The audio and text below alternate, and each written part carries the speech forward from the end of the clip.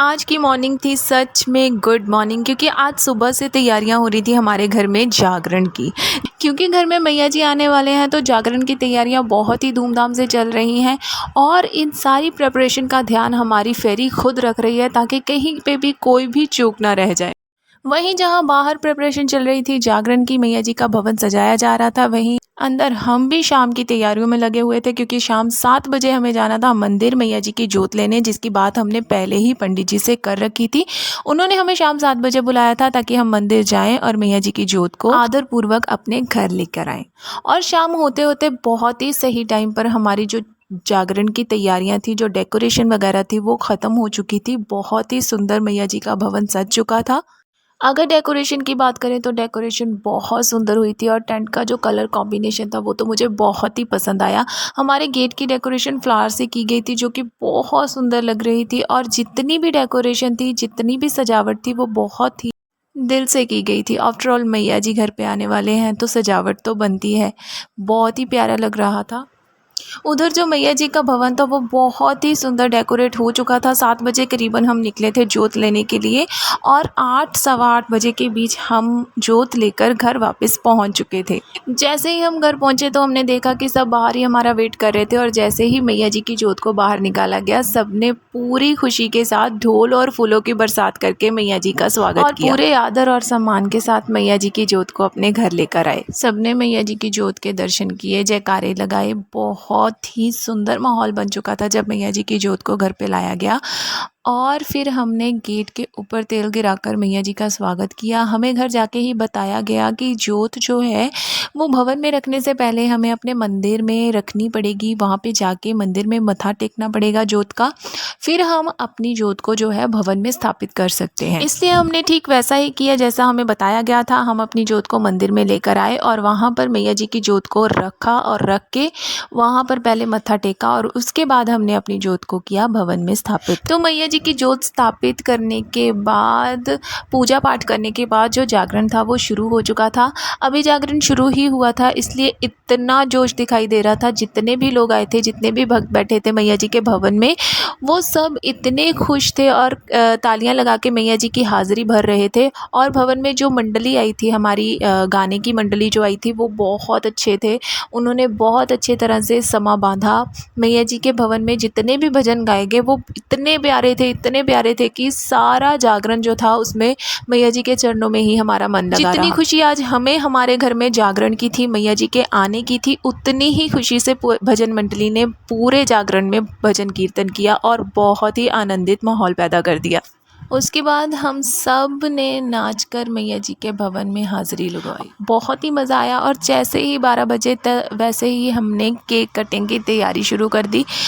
बहुत ही अच्छा लग रहा था कि मेरी गुड़िया का जो फर्स्ट बर्थडे था वो हम मैया जी के भवन में मनाएंगे। मैंने कभी सोचा भी नहीं था कि उसका फर्स्ट बर्थडे इस तरह मैया जी की हाज़िरी में हम सेलिब्रेट करेंगे। बहुत ही खुशी की बात थी, और हम सब ने खुशी खुशी केक काटा। बहुत प्यारी लग रही थी हमारी गुड़िया, पर्पल फ्रॉक के अंदर बिल्कुल प्रिंसेस जैसी लग रही थी। केक कटिंग के बाद सबने बारी बारी से गुड़िया को केक खिलाया, उसको अपना आशीर्वाद दिया, और उसके साथ फ़ोटोज़ क्लिक करवाए।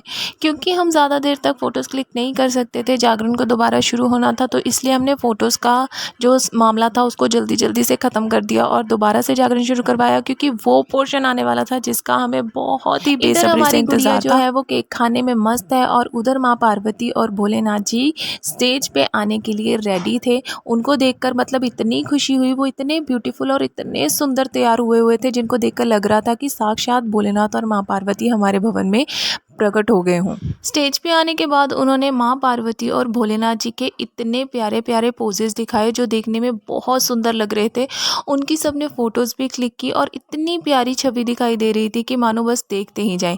इनके बाद आई थी माँ काली जी की झांकी, जो बहुत ही सुंदर थी। लिटरली उनको देखकर तो मेरी आंखों में जैसे आंसू ही आ गए। उनको देखने के बाद ऐसा लग रहा था जैसे माँ काली सच में ऐसी ही होती होंगी, और उन्होंने माँ काली का तांडव भी करके दिखाया, जो बहुत ही अच्छा लग रहा था। हम सब ने आकर माँ काली को मत्था टेका। सबने आकर माँ काली के साथ फ़ोटोज़ क्लिक करवाए। हमने भी मैया जी के साथ अपना फ़ोटो क्लिक करवाया। मैंने तो सेपरेटली जाकर भी उनके साथ एक फ़ोटो क्लिक कराई क्योंकि मुझे उनका गेटअप जो था ना वो बहुत ही प्यारा लगा। उसके बाद हमने सुनी माँ तारा रानी जी की कथा जिसके बिना जागरण को संपूर्ण नहीं माना जाता। हमने बहुत ही प्यार और ध्यान से ये कथा सुनी और उसके बाद हमने महामाई जी के कंजकों को बिठाकर प्रसाद बाँटा और मैया जी को जागरण के संपूर्ण होने के लिए किया धन्यवाद। चूँकि जागरण संपूर्ण हो चुका था तो जैसे ही सुबह 7 बजे वैसे ही हम मैया जी की जोत को उसी आदर और सम्मान के साथ पंडित जी को वापस सौंप आए।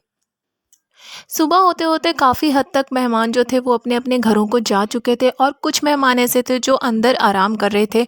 हमने भी सोचा कि हमें भी आराम की ज़रूरत है क्योंकि शाम को 7 बजे हमने रखी थी हमारी फेरी की बर्थडे पार्टी जिसके लिए हमें फिर से उसी तरह फ्रेश होकर रेडी होना था। तो हमने जागरण के बाद किया आराम।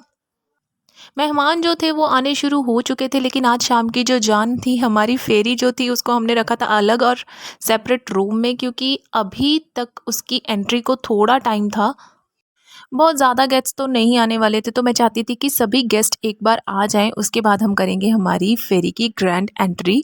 तो बहुत ही प्यारी एंट्री हमने सोचकर रखी हुई थी। जैसे ही सारे मेहमान आ गए उधर हम भी अपनी फेरी को लेकर गेट पे रेडी थे उसकी एंट्री के लिए।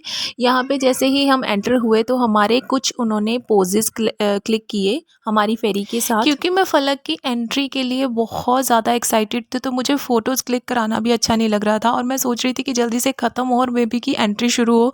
और यहाँ पर हमने बिठा दिया है हमारी फेरी को कार में। जो प्रॉप हमने सोचा है उसमें बहुत ही प्यारी लग रही थी हमारी गुड़िया कार में बैठी हुई वाइट कार में पिंक कलर के ड्रेस के साथ बहुत प्यारी लग रही थी। कार में बैठने के बाद पहले तो वो बहुत ज़्यादा डर गई क्योंकि बैठ ही नहीं रही थी डर के मारे। लेकिन जैसे ही उसकी एंट्री शुरू हुई वो थोड़ी सी घबराई हुई थी और थोड़ी सी हैरान भी थी। मतलब सब कुछ एक साथ ही उसके अंदर चल रहा था। पता नहीं क्या सोच रही होगी कि मेरे साथ आज क्या हो रहा है। एक बार को तो वो बिल्कुल फॉग के अंदर गुमी हो गई लेकिन उसके बाद जब उसकी एंट्री हुई जब वो दिखी तो बहुत प्यारी लग रही थी। जैसे क्लाउड्स में फेरी नहीं उड़ रही होती है वैसे लग रही थी। बहुत सुंदर लग रहा था और मैं बहुत खुश थी और बहुत तसल्ली थी कि जैसी सोची थी एंट्री ना वैसी ही हो रही थी। बीच में वो रोने लग जाती थी, बीच में वो खुद ही चुप कर जाती थी और यहाँ देखो उसका डरा हुआ फेस तो और भी क्यूट लग रहा है यहाँ पे। और फिर उसके बाद आया वो पल जिसका सबको था बेसब्री से इंतज़ार। केक कटिंग का टाइम हो चुका था तो हमने सेटअप कर लिया था केक कटिंग के लिए और गुड़िया को अपनी को उठा लिया था अपनी गोद में। फिर जैसे ही हम केक कट करने के लिए गए तो वहाँ जाकर भी कैमरामैन ने इंसिस्ट किया कि हमें 2-4 क्लिक्स लेने दीजिए। फिर फोटोग्राफ्स क्लिक किए उसके बाद आई बारी केक कटिंग की।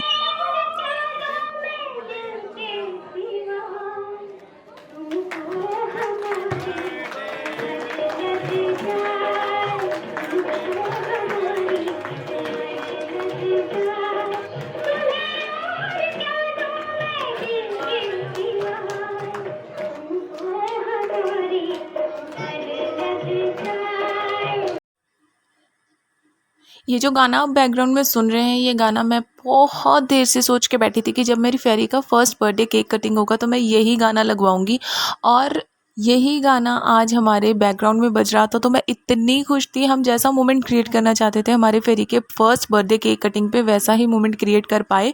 इस बात की हमें बहुत ज़्यादा खुशी थी। केक कटिंग के बाद हुए फोटोग्राफ्स और उसके बाद हुए गिफ्ट्स वगैरह और उसके बाद खाना खाने के बाद फाइनली बारी आई डांस की जिसमें हमने बहुत इंजॉय किया और हमारी फेरी ने भी अपनी फर्स्ट बर्थडे पार्टी पे खूब डांस किया।